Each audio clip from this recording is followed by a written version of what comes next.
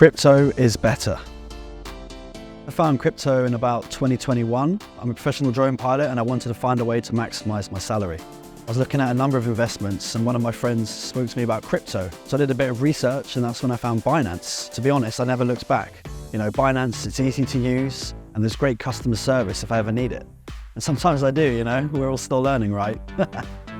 With futures, I can place bigger trades without committing large amounts of my personal crypto. When trades go well, I can take those profits, I can pull them straight out into my savings, put them back into other trades, or reinvest them into other coins just to diversify my portfolio. And if I'm off filming, which I often am, one of the coolest features they have for me is copy trading.